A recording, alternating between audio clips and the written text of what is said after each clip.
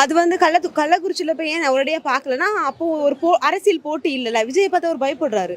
விஜய் அவருக்கு ஒரு டஃப்பான ஒரு போட்டியாளர், கேப்டன் அளவுக்கு அவர் இருக்கார். ஸோ அவர் ஒரு போட்டியாக பார்க்கறதுனால தான் உடனே ரியாக்ஷன். ஏன் அழணும்? எதுக்கு அழணும்? எதுக்கு அழணும்? எவ்வளோ பிரச்சனை மக்களுக்கு, வரதட்சணை கொடுமை என்னென்னமோ நாட்டில் நடந்துட்டு இருக்கு. அப்போல்லாம் நீங்கள் அழவே இல்லையே. ஏன் எதுக்கு அழுறீங்க? ஏன்னா நீங்கள் அவரை பார்த்து பயப்படுறீங்க, அதனால தான் நீங்கள் அழுறீங்க. ஸோ இது ஒரு இதுதான், எல்லாமே பிளான் தான்.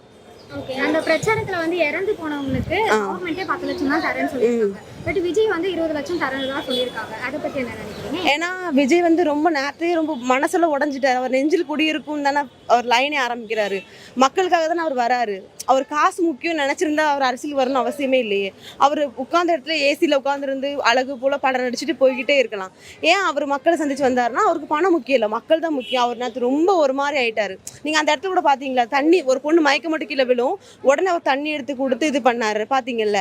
அப்போ அவர் வந்து ரொம்ப, அவர் 20 லட்சம் இல்லை, இன்னுமே அவர் கொடுப்பார். தளபதி உண்மையிலே ஆட்சிக்கு வந்தாருன்னா கண்டிப்பா கொடுப்பாரு. இது ஒரு இஷ்யூவே கிடையாது, பிளான் தான் இது.